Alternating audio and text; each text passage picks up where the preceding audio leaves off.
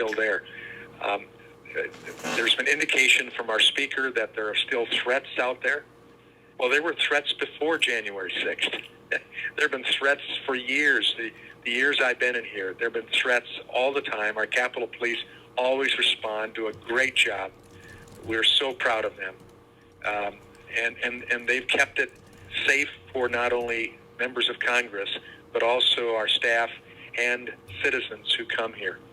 I think there is no reason except that it's a continued object lesson or picture that our speaker is trying to keep in the eyes of people that this was because of Donald Trump and what went on January 6th.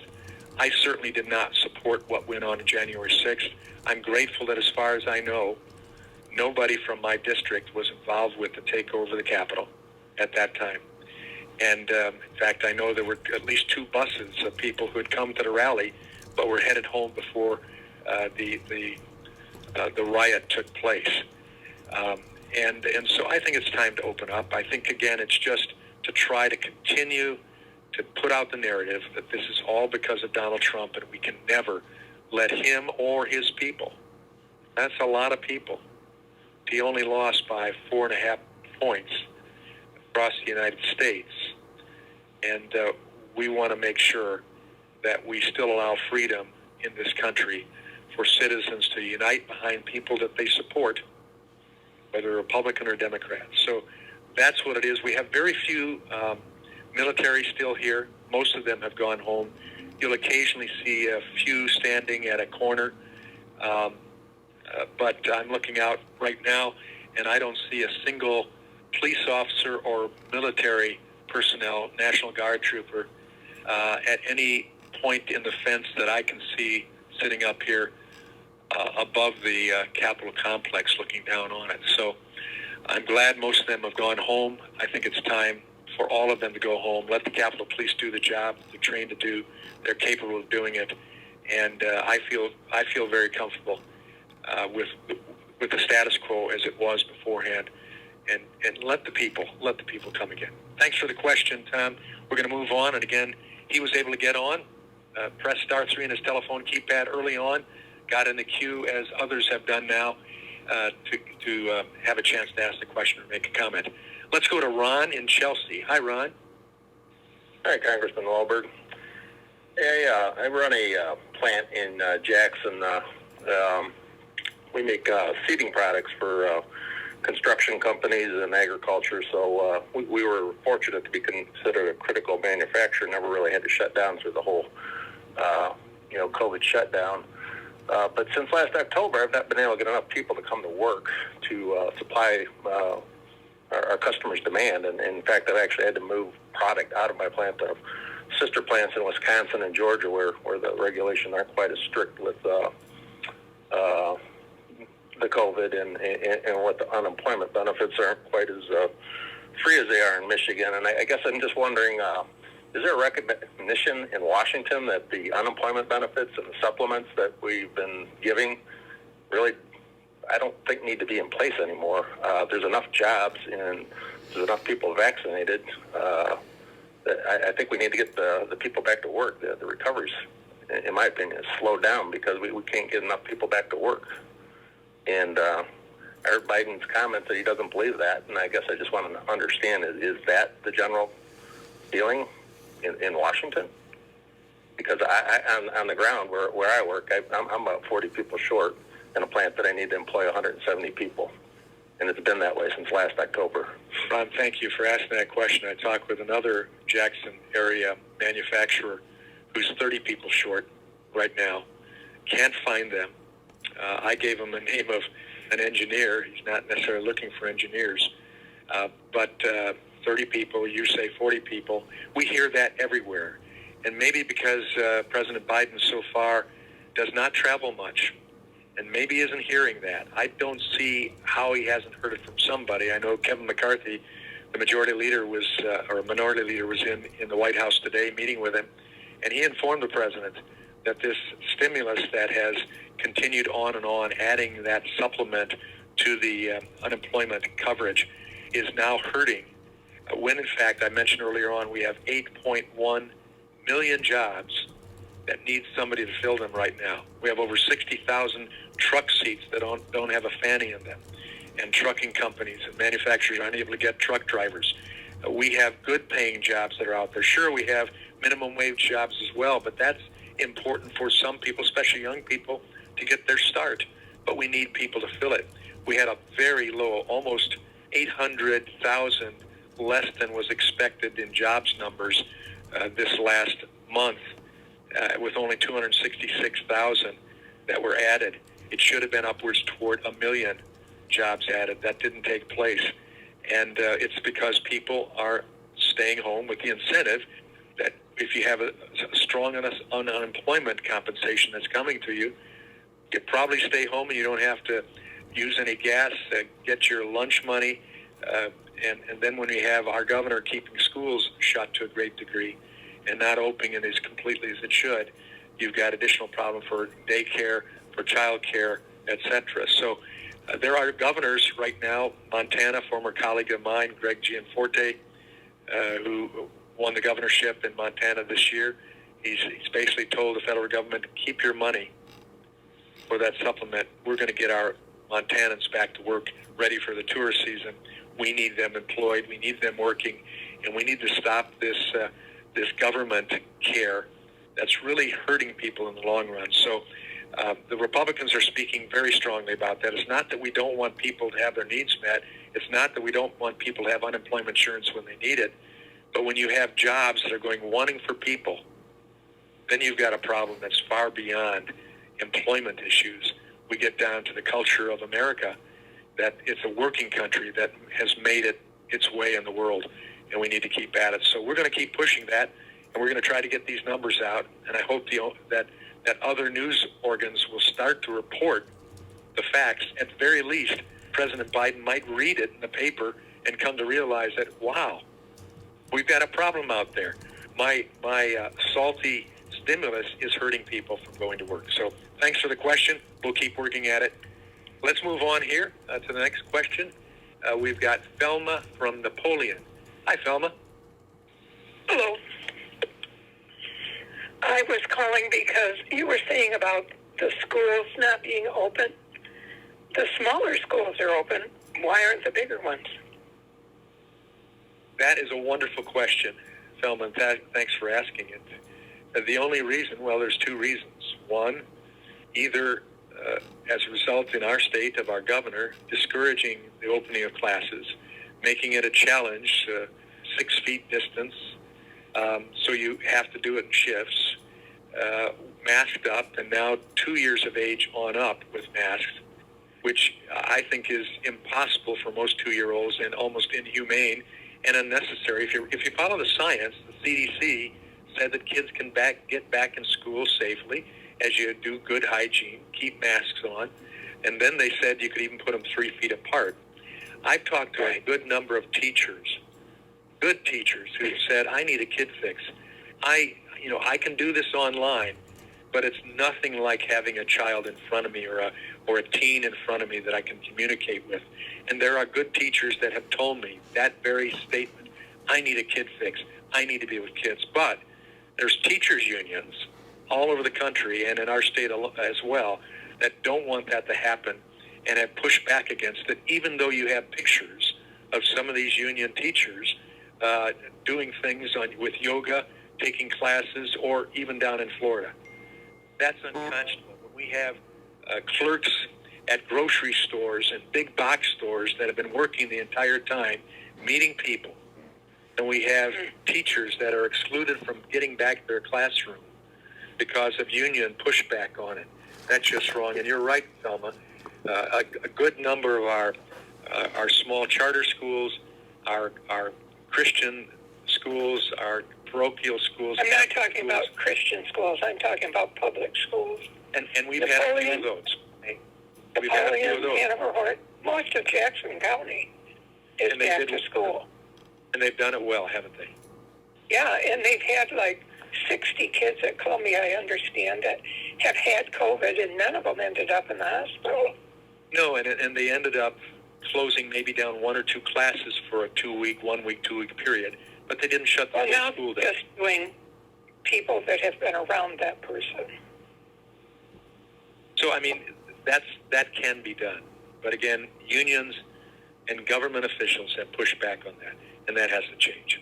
Thanks for bringing up the issue. I've got to move on here, but thanks so much, Thelma. Again, Congressman Tim Walberg, live tele-town hall. If you are wondering how these people have gotten in, they pressed star 3 on their telephone keypad. That put them through the receptionist, and they stayed on the line, and then they were able to be brought in to ask a question or make a comment. Let me, as I make this break here before we go to the next person, if you would like to get on our weekly newsletter, it's an emailed newsletter, and it can only be used for that purpose. We don't sell the list. We can't use it for campaign purposes. That's illegal. It only is used for this official email newsletter update that comes out generally just on Fridays. So it's not going to fill your mailbox. But if you'd like to be brought up to date, whether you agree with me or not, if you'd like to have the newsletter, press star 0 on your telephone keypad at any time. You'll be taken off the line just long enough to give us your email information, and then you'll be back on, so you won't miss much. That's for the newsletter, star 0. If you'd like to ask a question, press star 3 on your telephone keypad. So let's go on to the next person in the queue, and that's Deborah from Charlotte. Hi, Deborah. Hello. Thanks for being with us. You're welcome. I was wondering if you guys had any plans on fixing the rising gas prices, because I have to drive to Charlotte over to Lansing to work at the factory and then come back home. So I go through quite a bit of gas a week, and I've been noticing it's going up. And plus, I heard there was a problem with the pipeline. Yeah, you've detected it, and it's going to get worse. And why do I say it's going to get worse? Because this administration decided to end the policies that was put in by the last administration and Congress's to allow more drilling, even exploration and drilling on federal lands that would open up more resources. We also allowed the exporting of natural gas and other petroleum products, because for the first time in 50 years, we were totally energy independent. We could say to Saudi Arabia or any other country, we're willing to work with you, but we really don't need your petroleum. We have it. We can export it. We don't need your natural gas. We can export it. Well, the new administration came in, and we've gone from first totally independent energy setting in the last 50 years in our country, and in 4 months, we've gone to gas lines on the East Coast with a shutdown of a major gas pipeline, fuel pipeline, connected to Houston and other places all the way to the East Coast. And now there are lines of people, and there's rationing of gas that is taking place. Prices are going up, and it's a supply and demand issue. And if they continue to do it, we will see what we saw before President Trump took office, $4 or more a gallon of gas. And we've seen it increase other prices 10% already, and it's climbing. The cyber attack came from Russia. Had a briefing on it today, and very clearly we know who did it, connected with Russia. They did this ransomware attack and really shut down the East Coast at this point in time, and it's going to take a while to get back. And our former governor, now the energy secretary, point blank said it isn't a shortage. We just have a disruption. Well, if you're trying to get gas and get to work, and you're sitting in line, and all of a sudden the gas station owner says we've run out of gas, that's a shortage, and that's a problem. So that's what's taking place. I frankly can't give you much hope as long as the Democrats are in majority. And I say that honestly. Their policy is to move the opposite direction. They want the Green New Deal. They don't want us driving internal combustion engine cars.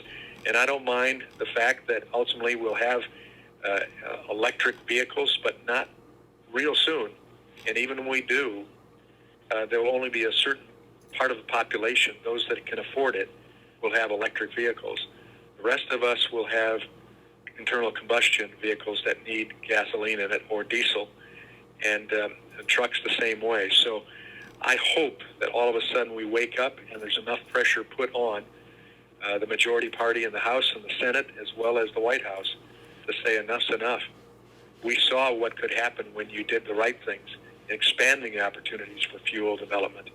And now when you're restricting those, it's costing us, and we can't afford it. Thanks for the question. We need to move on to the next person. Again, a live tele-town hall tonight coming to you from D.C. to your phone line. Thanks for sticking with us as long as you can. We'll go to Lita in Dexter. Hi, Lita. Hello. Yes, I wanted to ask you to support banning vaccine passports. It is wrong to require vaccination in order to be employed, and American citizens need to have their health freedom to choose, their body, their choice. And I ask you to support that. And also about Russia being behind the cyber attack. They can change IP addresses and make it appear it's from certain countries. The FBI and the Department of Justice are actually moving against America. And I don't trust their intelligence. I'd take it all with a grain of salt about Russia being the source of that attack. You look at where it hit. It was in the South. Trump supporters. So we don't believe it. Yeah. Well, there are all sorts of things. I appreciate the question. Let me try to answer it the best I can. Yes. There are a lot of rumors. There are a lot of thoughts about what it might be, suggestions, ideas on a cyber attack like this. But we do know that what's taking place right now, this administration is being tested for its leadership. When you see what's happening in Israel right now, Gaza, and the battles that is going on over there, when the Palestinian Authority understood very clearly that we wanted freedom in the Middle East, but we were going to stand with our ally, our best ally in the Middle East, and that was Israel. We didn't have these type of attacks. It's an all-scale bombing, shelling that's going on, and of course Israel is fighting back, and I strongly support that. Russia and Iran are certainly behind that. We've seen evidences. Israel, with their intelligence, has an ability very extensive to know what's going on. And Iran doesn't have the resources to do it on their own. Russia doesn't even have the resources to do it on. But combining together, this type of thing is happening. Whatever is causing it, there was a cyber attack. We need to get to the bottom of that. We need to make sure that it doesn't happen again. I have legislation dealing with that specifically to set aside a cabinet-level position, an undersecretary in energy dealing specifically with cyber, to be totally committed to that. And that can be a Democrat or Republican, regardless of administration. But in the day in which we live, where literally thousands upon thousands of cyber attacks, attempts are made, not only on our federal government, but on private sector businesses, energy companies. I think of Consumers Energy, DTE. They have a well-oiled cyber attack system in place, but it's not perfect. And that's where the government and the private sector can work together and find impact that's very positive. So we'll see what turns out on it. But your first question was about the mandated vaccine passport. No, I don't support that. I would oppose it strongly. That's not how we're made in America. We take our risks, yes. We do smart things. We follow the science. But you make that choice individually. I've had the vaccine. My wife has had the vaccine. I think it was important for me to have it. Numbers of people I'm around, and also to give the clear impression to people that I'm not fearful of it. I've looked at the science. I've looked at the research. I've talked to people about it. I felt comfortable. But I also know people that don't trust it for various reasons or fear the impact it could have on their body. That ought to be their own decision. And so, no, I will oppose any effort by government to mandate a passport for travel or for jobs or for anything that mandates a vaccine. Thanks for the question. I hope that was clear. Let me move on. Again, Congressman Tim Walberg, a live teletown hall. We're delighted to have so many people involved. So let's move on to John from Ann Arbor. Hi, John. Hi. I think this is me. It sure sounds like you. Oh, good. So my question is Biden's quote-unquote infrastructure package. My understanding is there's only about 5 to 10% of it is actually for infrastructure, and the rest of it is going to Democratic shills such as Planned Parenthood, which is taking the money and then kick it back to Democratic candidates.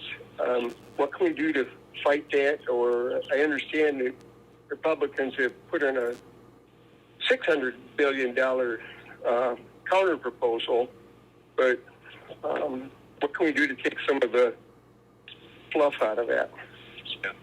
Well, I appreciate that, and if you have any answers on your own, make sure you email them to my office. I'll take any advice on it, but I think the best way we've seen right now is to say to the President, Mr. President, we believe infrastructure needs are out there. We need to fix them.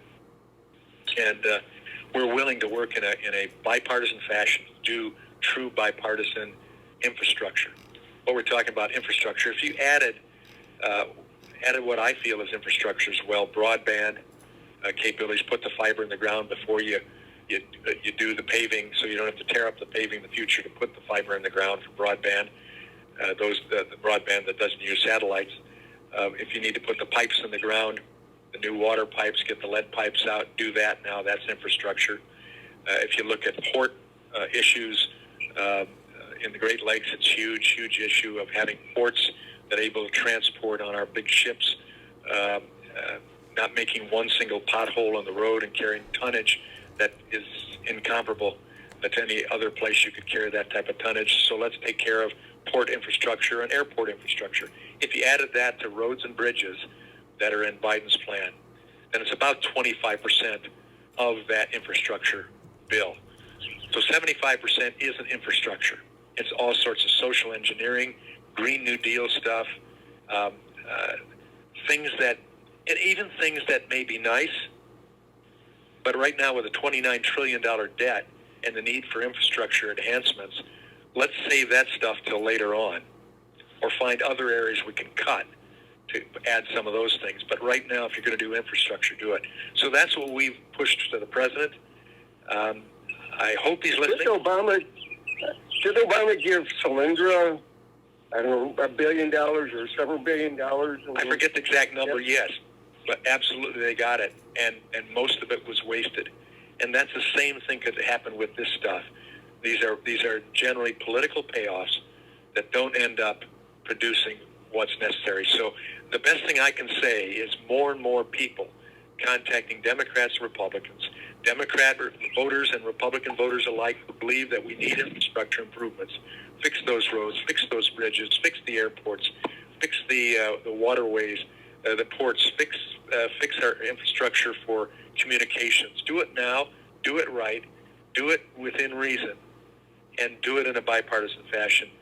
Make sure your member of Congress, your U.S. Senator, hears that, and by the way, write the White House as well. He may not be coming to you to hear you, but maybe someone will tell him what you're thinking out in the real world of America. So thanks for asking a question. That's my concern as well, and I'm ready to vote for a true bipartisan, true infrastructure package myself. Let's move on here. Again, a live teletown hall tonight to Congressman Tim Walberg. Privileged to be with you this evening, this short hour. It goes fast, but we're trying to do the best with it. Let's go to Carol in Augusta Township. Hi, Carol. Hello, Congressman. I just want to say, I don't know, you must have the patience of Jove to deal with all the garbage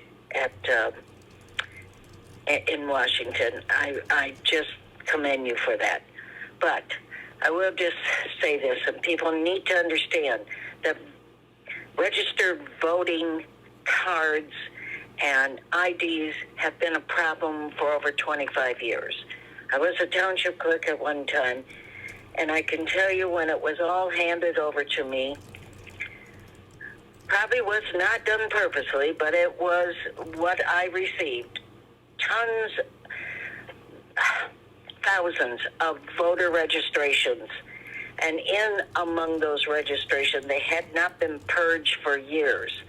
So if someone wanted to actually cheat, and that was over 25 years ago, as I said, you could do it, because we had a tremendous amount of people that had passed away, as well as people that did not live in this community anymore. However, they were registered here.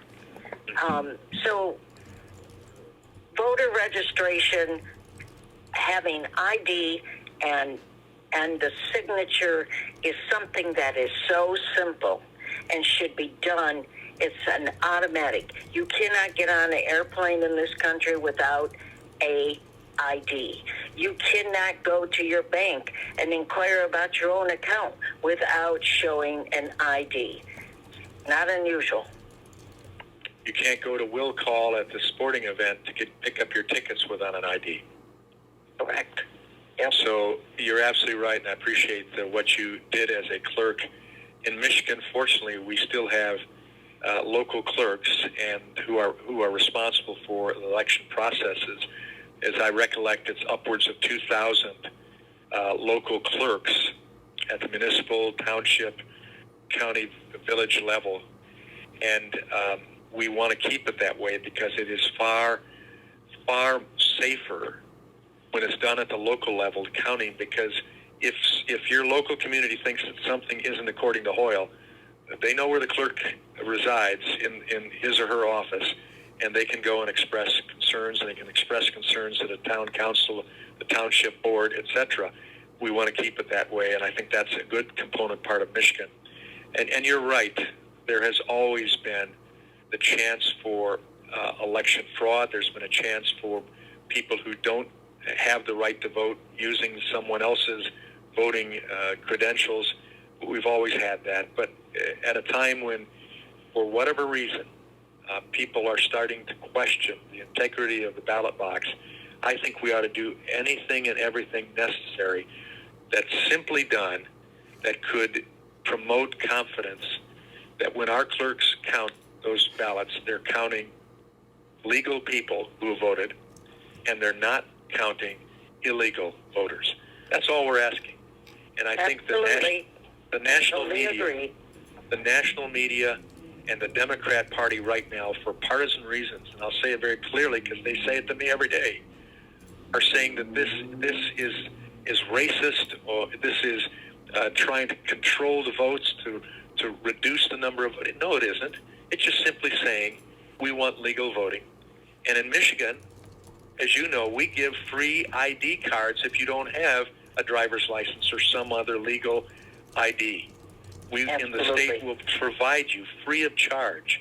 If you can't make it to the Secretary of State's office, you can mail in or you can go online and get your ID. So that's what we want to do. And right now when the media and some of the Democrat leadership are saying that Georgia and Michigan and Texas and Florida, in what they're doing in laws right now, are trying to suppress the vote, read the bill. You can read the Georgia bill right now. It's very readable. You can go online. I've read it. It does nothing to restrict the vote. In fact, it is actually now easier to vote in Georgia with that law in place than it is to vote in New York City or in Delaware, where President Biden is from. So that shows the hypocrisy of people that are trying to control the votes themselves and make it appear that those of us who just want a legal vote and only legals to vote are the ones that are right, they're wrong. So thank you for your call and your expertise and your experience, Carol. I appreciate that. We're going to move on to the next person in the queue here, and that is Dennis from Temperance. Hi, Dennis.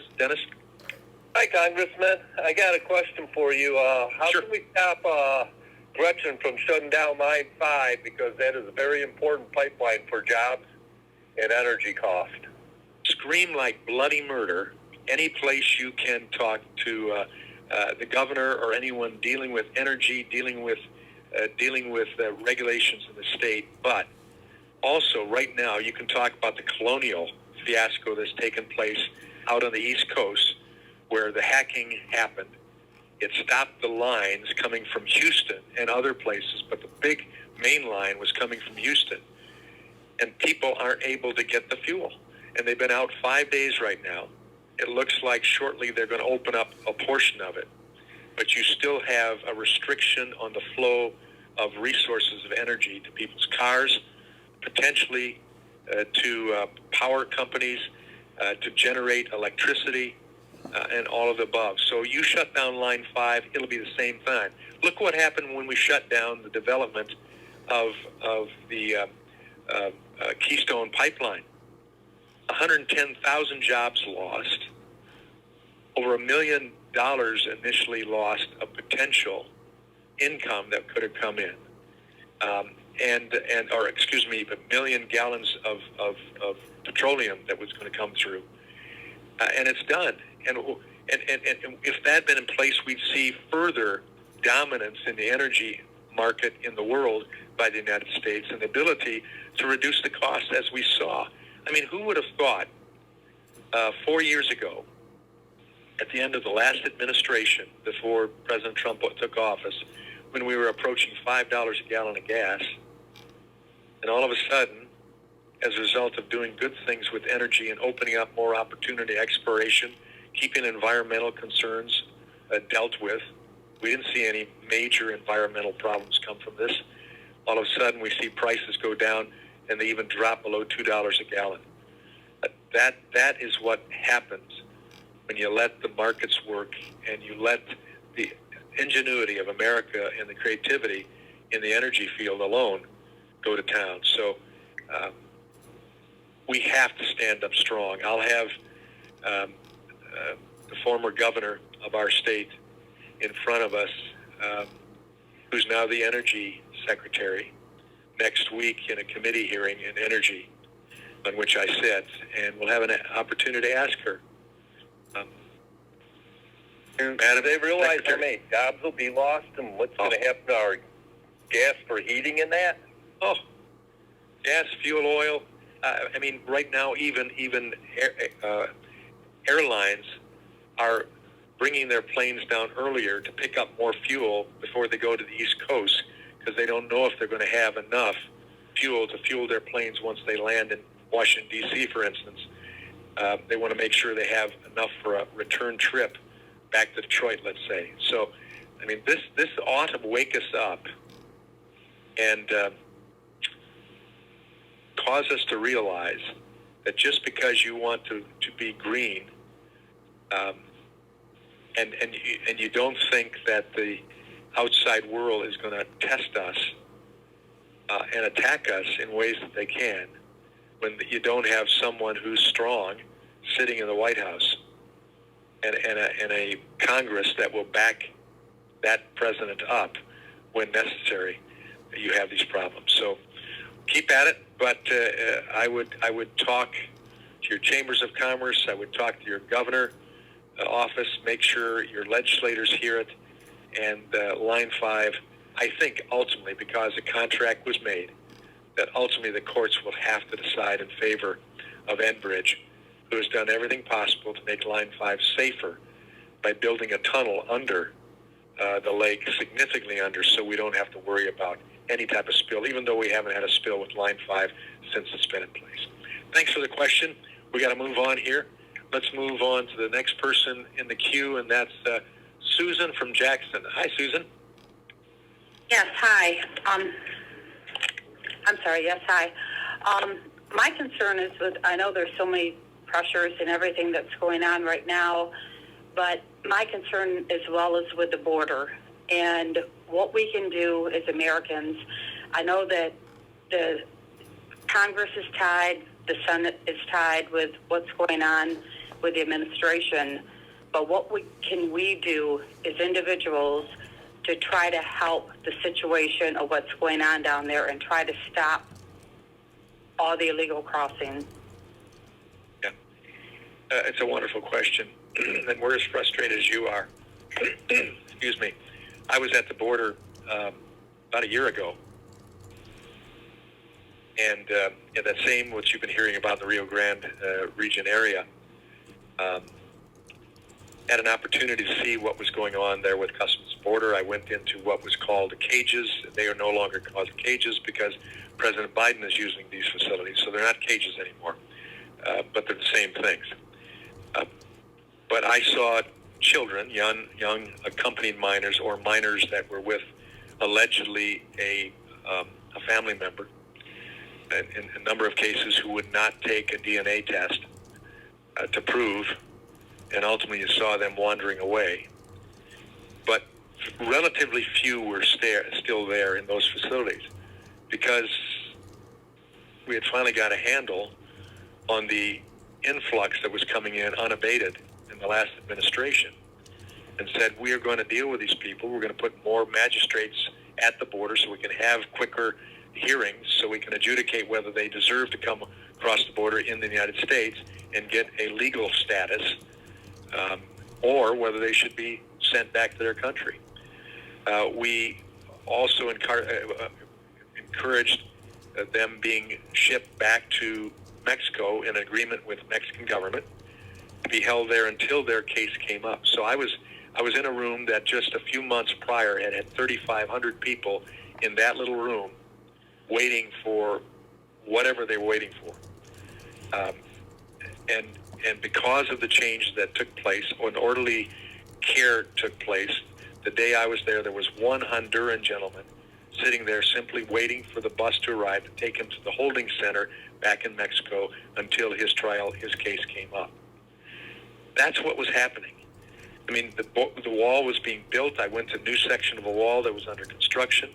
I saw the old sections that were being rehabilitated, and it was progressing. The Customs and Border agents were expressing appreciation that no longer were they put in situations of doing humanitarian things that they were willing to do, but they weren't trained to do, and they weren't hired to change diapers. They weren't hired to take temperatures. That was to be done by other sources, but because of the influx, they were doing it. That's what's happening again. And until the people are heard by this administration, we want legal immigration. We're not opposed to that, but we don't want our borders overrun, and in this case with people who haven't been even tested for COVID and are being put on planes relatively quickly because they sat next to members of Congress, some of my colleagues who were down there 3 weeks ago, who got on planes coming back to Detroit and looked in seats near them or next to them. Steve Scalise, going back to Louisiana, he had an illegal, unadjudicated alien sitting on the plane next to him with a envelope that he had seen at the border, many of them getting, that said, I do not speak English, but inside had all the papers for the next stop they were going to, whether it was Michigan or whether it was Louisiana or whether it was Wisconsin, they were on the plane to go. That's not how it should be. That doesn't bode well for a country that they are coming to, that rightfully they should want to come to. America's a great country. But they ought to be able to say, I'm coming to a country that treats people equally, treats them legally, and everybody abides by the law. So we're working on it. We're to continue to try to highlight it. The media won't even call attention to it, sadly. No, the media won't call attention to it. So what can we do as individuals? Because it's not only for these people coming across, but it's for the safety of these people coming across, right, and the harm that they're taking up, that the children that were found, let alone on the farm down there in Texas across the river, that were left alone, that they could have found them dead over there, and things that are happening. I mean, this is going to become a huge crisis. And what more can we do as a citizen? I mean, we've tried. We can contact everybody. We can do what we can do, and then we just get a letter back saying, "Oh, well, we're working on it." What can we do to help stop Biden, to stop what's going on here? I mean, this is going to be we're going to start finding dead babies. What are we going to do? Let me answer the question. I can't answer that question. Just can't until the next election. Elections have consequences. And regardless of what you or I think about the elections, it is reality right now. And so letters to the editor, do your research. When you find good research, and it can be found, research on what's happening at the border. Document that, put it in a letter to the editor, get it in your local newspapers, get it to your radio stations, go on talk shows, talk about it. Let people who may not watch Fox News, for instance, and who will never hear about this, but may listen to WJR or some other radio station that often talks about these issues, listen to those and then call in and make your points. I've got to move on. It's frustrating. Okay, thank you. When you see 1 in 3 females who are sexually assaulted coming to the border, that's a humanitarian crisis. Democrats ought to be worried about that just as much as Republicans. Yes, Thanks they for the should. call. Let's move on here to Crystal from Bronson. Hi, Crystal. It's nice to meet you. My question is, I'm a retired teacher who would love to sub in Michigan, but for some reason retired teachers can't sub if the schools used a third-party sub service. So my granddaughter sits in Coldwater with nobody to sub in her class, and I have to drive down to Indiana where they're happy to have me sub down there. Oh, well, I didn't know that because they have Yes. a sub-service like... It affects your pension somehow. So if Kelly Girls, for instance, I think it's Kelly, it's not called Kelly Girls anymore, it's called Kelly whatever, temporaries. And I know they hire substitute teachers. So, and there's others like, I don't want to pick on Kelly, but so you're saying that if the school district is hiring you, for instance, as a former teacher, retired teacher, which would be perfect for a sub, you know? Yes, I would love to sub around here. But and you're willing to take the pay that the school or the sub service that they're contracted with is willing to pay, you still can't teach. No, it somehow affects my pension, which is around $19,000, and somehow it's considered double dipping, and I just totally don't understand it. And I've never ever asked anybody, but I thought this was a good chance to ask somebody why I have to travel. You know, why I can't come to Bronson and Coldwater. Tell you what, I sat on the education committee when I was in the state legislature, the state house, but that's been quite a few years ago. I never heard of this. I don't know the answer to it, but I'm going to ask a member of the state legislature who represents me that very question to find out why that's the case. I don't have the answer. Right now, we need sub-teachers. You know that better than I do. Yes, and I would love to do it. And you'd be the perfect one to do it. And right now, who cares about your pension? If you're able to fill a service that's necessary at this time when we have COVID, the pandemic, and all sorts of reasons why some teachers feel unsafe in going to the classroom. I'm going to check on that myself for the answer, but I'd encourage you to call. Let's see, you're from Bronson. Give a call to Andrew Fink, your state representative. I know Andrew, and I know he will find the answer for you. Okay, thank you very much. Thanks for calling. Mm-hmm. I mean, this is another value of doing these town halls, whether it's live or teletown hall. I find some things out that I never would even ask about or question, and I'm going to be talking to my state representative and state senator now to find the answer to this. Let's go to Ann in Dimondale. Hi, Ann. Hi. So I was going to ask you about the infrastructure plan, but you've already spoken about that. So I'm just going to move on to my second question, which is about the divisive nature of our politics at the moment.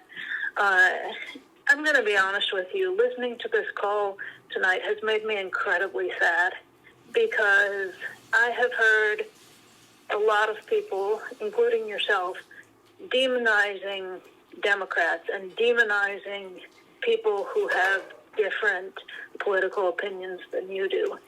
And I would like to encourage you to remember that people who have different political opinions they're not starting from a place of being evil. They're starting from a place of they think that something different will help people. And let me ask a question. Could I ask a question? Sure. First of all, you didn't hear me say the word evil, did you? No, but No, I didn't. There have been a number of times where you have implied that somebody was doing something with not in the best intentions.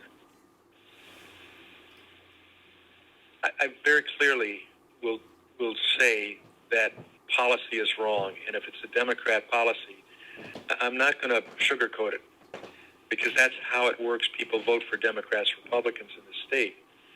And if a Democrat does something correct, I certainly will applaud that as well. I was just last week, in fact, by the Lugar Center in Georgetown University, gave me an accolade as being the most bipartisan Republican member of the Michigan delegation. Because of my bipartisan work in co-sponsoring bills with Democrats and having Democrats co-sponsor a bill with me. We just passed a bill that I've worked on for 6 years. Once my co-sponsor, who's a Democrat from Delaware, Representative Blunt Rochester, she, now being in the majority, we switched. She became the prime sponsor. I became the original co-sponsor with her on it. And we had it passed the House just a couple weeks ago. And we expect it this time to pass the Senate and go to the White House for signing. So we work that way. But there are policies that I have to call out as wrong. This border policy of the Democrats, it is the Democrat border policy, is wrong. It's insensitive. So I don't know how I do other than that. No, I want to work in bipartisan fashion as much as possible. But there are times when I have to say it's not Republican policy. It's Democrat policy. Trump's policy was different at the border, and it worked. Even though many people don't like Trump's personality, and I had challenges with it too at times. But the policy worked. And so, no, I don't mean to demonize, and I hope I use no language to demonize, but I need to also say when people are asking me questions, what's happening here? What can we do? Well, the Republicans are battling strong, and we're offering pieces of legislation, including infrastructure, that doesn't have the $2 trillion and more of cost in it, but it deals specifically with infrastructure. So I'm going to call that out. And I appreciate that, and I didn't want to cut you off. I'll let you finish your statement. Well, I would just encourage you to continue to work in a bipartisan manner and to just keep the thought in your mind that, people are trying to do what they think is right. Well, Ann, I appreciate that, and I think so, and that's why, I think we would do well. The old Democrat Party and the Republican Party, I think, coalesced around the Constitution. One party felt that there was a greater need for government than the other party, and that's where we primarily fought. Big government versus smaller government. But now it's gone way beyond that in different fields. And the Constitution often is looked at as a document that's nice, but it's a living, breathing document that we can just fudge on. No, we know we can change it. We can amend it, but that has to be done according to the Constitution. And until that's done, you have to follow it. I will attempt to do that, but I appreciate that, and I'm going to try to keep my rating as the number one most bipartisan member of the Michigan delegation, Republican member. Alyssa Slotkin is the most bipartisan Democrat member of our delegation, and we're going to try to keep working to that end. But I'm also listed by the American Conservative Union as the most conservative member of the Michigan delegation as well. So I think a conservative can also be bipartisan and get things done when you know what line you can cross and what you can't cross. So, and thank you for the advice, and I hope we'll all take it to heart. Let's move on. I don't know how much time I have left. I've got to wrap up. Okay. I'm looking here at notes, trying to read what it says, but You're welcome, if you have further questions, to go to our website at walberg.house.gov.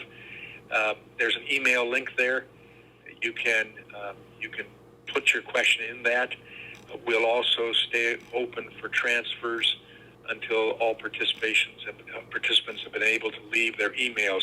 That's for the newsletter. So